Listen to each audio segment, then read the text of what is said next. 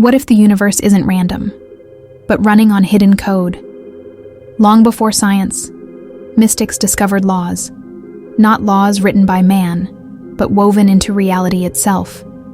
Laws that move stars, shape thoughts, and sculpt every moment of your life, whether you know it or not. This isn't philosophy. It's ancient mechanics. And modern science is finally catching up. In this video, we're not just listing the 7 universal laws, we're decoding the architecture behind existence. And once you see the pattern, you can never unsee it. Before we dive into each law, we need to ask, where did these principles even come from? They weren't invented by some modern influencer or stitched together in a self-help book. These laws were whispered through temples, encoded in scrolls, and etched into stone. From ancient Kemet to Vedic India, initiates studied them in secret, not as theory, but as the mechanics of reality itself. This wasn't religion. It was sacred science. The Kybalion, published in 1908, claimed to distill the essence of Hermetic wisdom passed down from the Egyptian god Thoth, also known as Hermes Trismegistus. Whether myth or memory, his teachings sparked entire mystery schools. The idea that the universe operates on immutable laws, and those who understand them become masters of life, while those who don't are tossed around like leaves in the wind. Harsh, but maybe also true. And what's wild is this: science is starting to catch up. Quantum physics, vibrational medicine, holographic theory, all hint at the same truths mystics proclaimed centuries ago. That reality is mind-based, that energy precedes matter, that everything operates in cycles, rhythms, and correspondences. These aren't just poetic ideas anymore. They're frameworks echoed in peer-reviewed journals and particle accelerators. So why haven't we heard about them like this before? Because most people skim the surface. They treat the 7 laws like Instagram quotes, not the architecture of existence. But if you're still here, watching this, maybe you're ready to go deeper. And if you are, the first law will change how you see everything, including yourself. Everything begins in the mind, but not the way you've been told. They say your thoughts create your reality. But this law goes deeper. The ancient Hermetic masters weren't talking about positive thinking or wishful daydreaming. They meant something far more radical. Everything that exists, from galaxies to grains of sand, arises from a singular, intelligent mind. The universe is not a machine, it's a thought. Not metaphorically, literally. Reality is mental. Think of it like a cosmic dream. But you're not just dreaming inside it. You're dreaming it into being.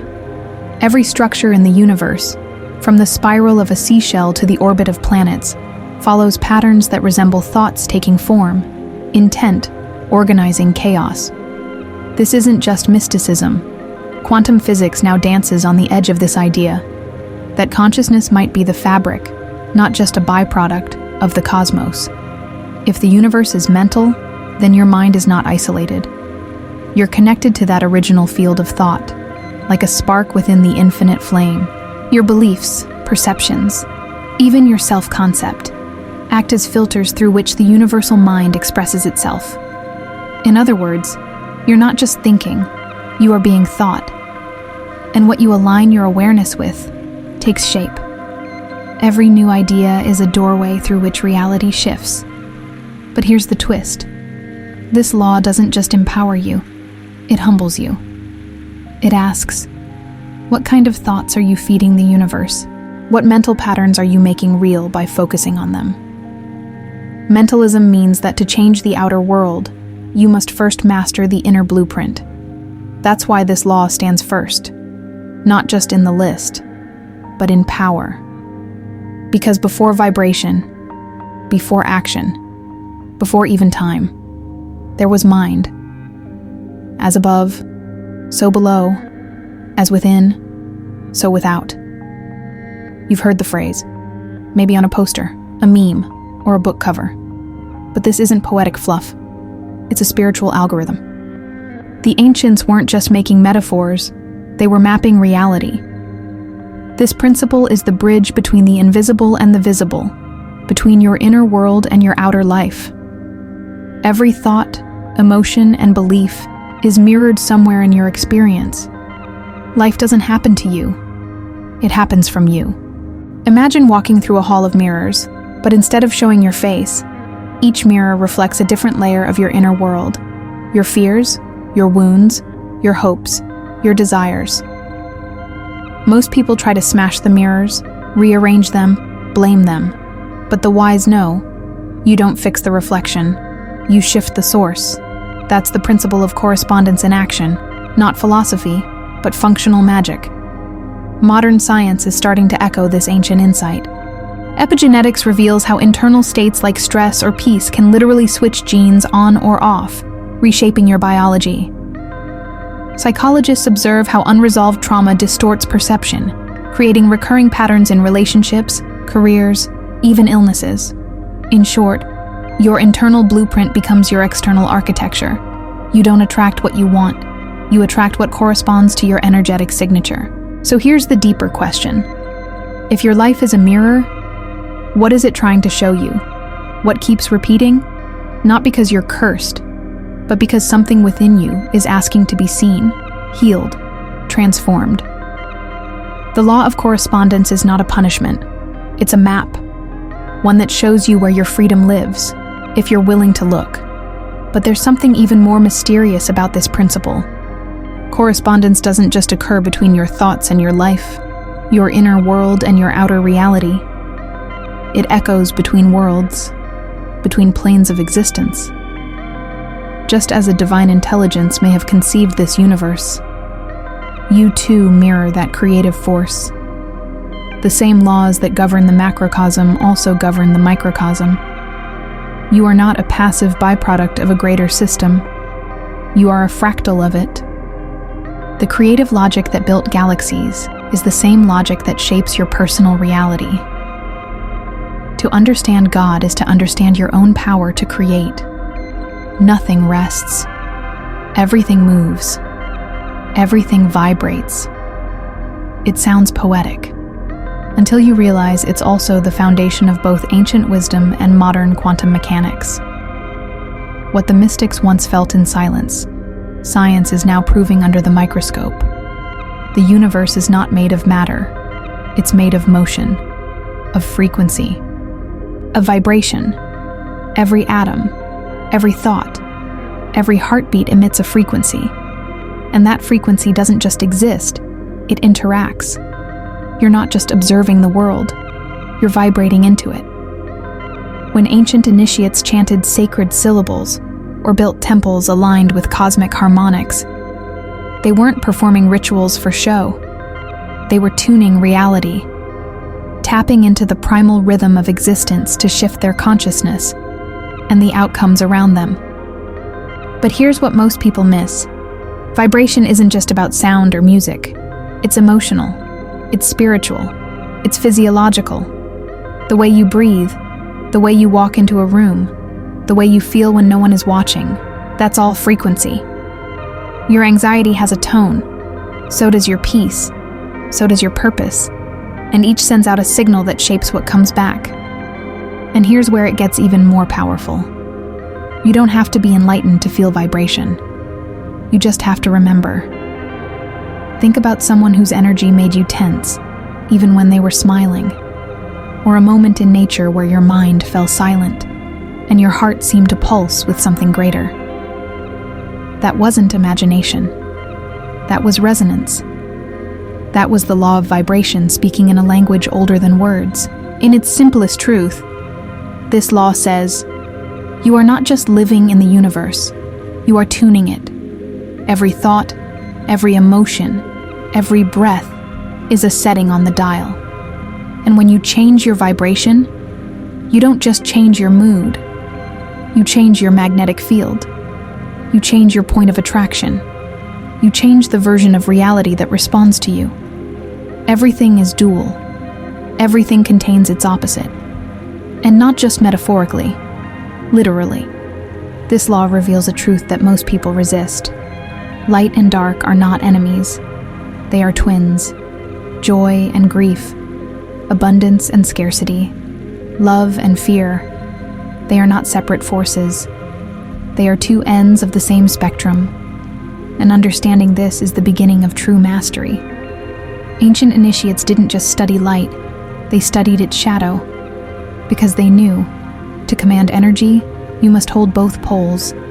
You must learn to feel without being consumed, to witness duality without being torn apart by it. The mystics knew that the way out is not denial, but integration, to hold pain without drowning in it, to face fear and not flinch. This is not weakness, it's alchemy. In today's world, we're taught to chase the positive and suppress the negative, but that creates distortion, resistance, static in your field. The law of polarity invites you to stop fighting reality and start reframing it. What if your fear isn't a block, but a compass? What if your heartbreak is opening you to love at a deeper octave? Here's the breakthrough. Nothing is fixed. Every experience exists on a scale, and you can move along that scale through awareness and vibration. You can shift from sadness to creativity, from stagnation to momentum, from resistance to surrender.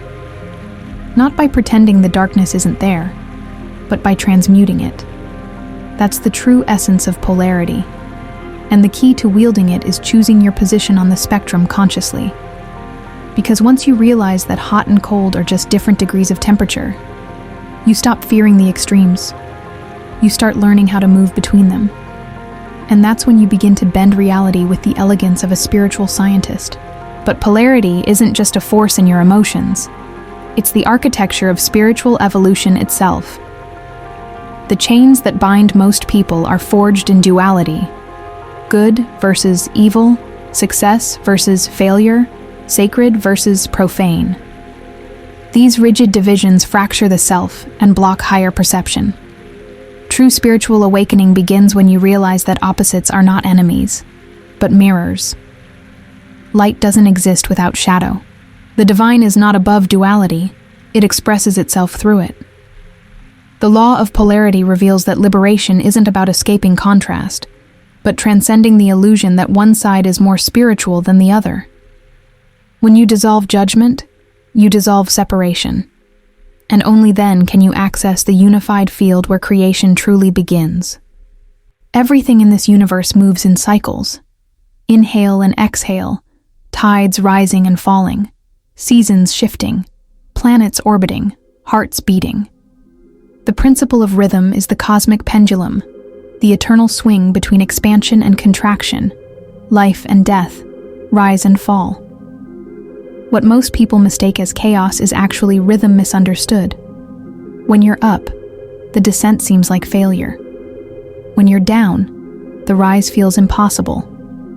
But rhythm teaches us, nothing stays still and nothing stays forever. Your emotions follow this rhythm too. Joy isn't permanent, and neither is pain. But if you resist the downswing, you get stuck in it. Rhythm becomes suffering only when we try to control it. The ancient mystics didn't fight the rhythm. They danced with it. They understood that every contraction is followed by expansion. Every silence precedes a song. Surrendering to this law doesn't mean becoming passive. It means mastering timing, learning when to act and when to wait. The law of rhythm also governs manifestation. Some desires blossom immediately, others take time, shaped by inner cycles you might not even be aware of. When things slow down or go quiet, most people panic, but often, that's when the roots are growing deepest.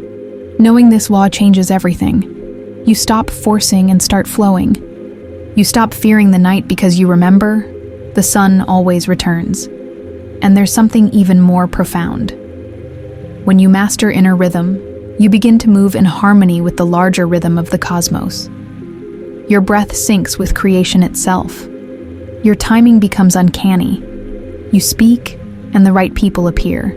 You act, and opportunities align.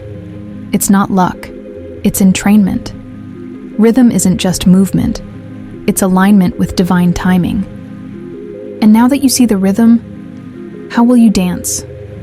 There are no accidents in the universe. Nothing just happens. Every effect has a cause, and every cause sets off a chain of effects.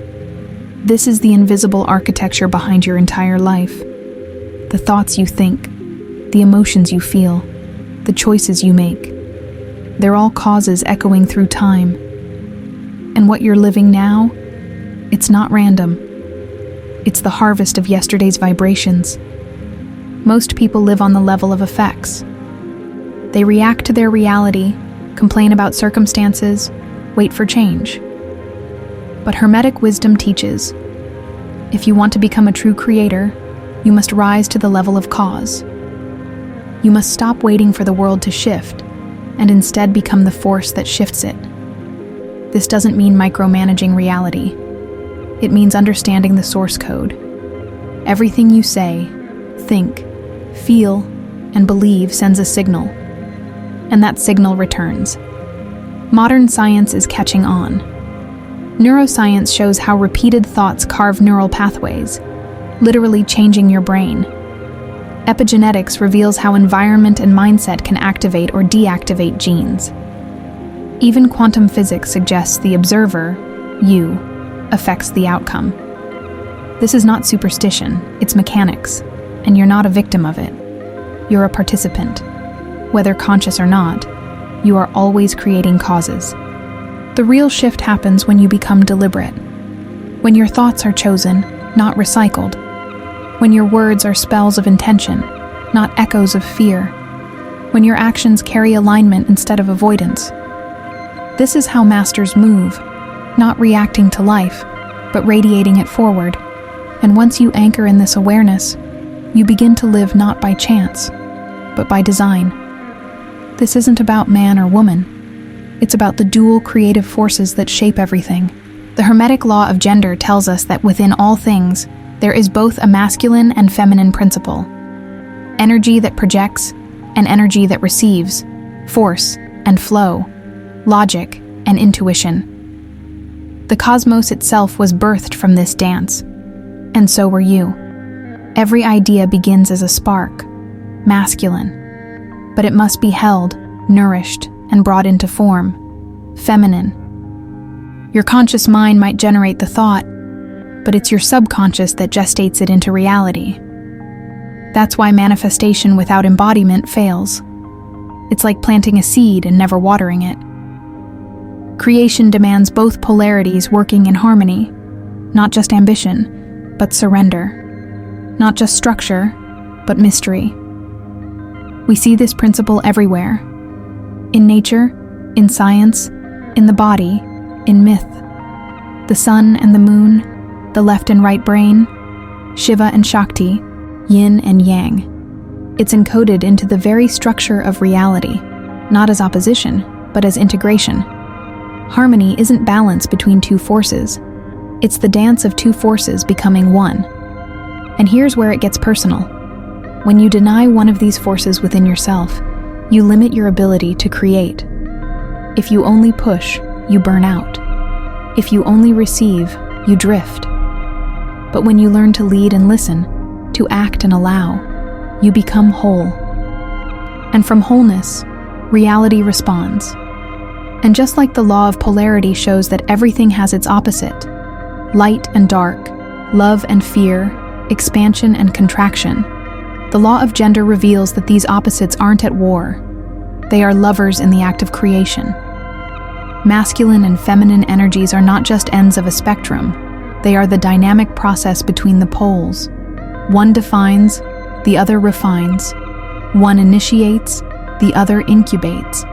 When you unify them within yourself, when you stop resisting your own complexity, you unlock the code of creation. True manifestation doesn't come from choosing one side over the other, but from embodying both as one coherent force. You've just walked through ancient doors, not of temples, but of truth. 7 laws, 7 keys. Not abstract ideas, but living forces that shape your thoughts, your emotions, your choices, your reality. These laws weren't invented. They were remembered. etched into the architecture of the cosmos and whispered by every soul brave enough to look inward. And now, you can't unsee them. Because once you understand that the universe is mental, that vibration governs all, that polarity, rhythm, and gender live inside every moment you breathe, the illusion of chaos begins to collapse. You see patterns, you feel correspondences, you awaken to the creative force within you. But knowledge is just the beginning. These laws don't want your belief, they demand your embodiment. They're not rules to follow, but currents to master. Ignore them, and life feels random. Align with them, and you become the architect of experience itself.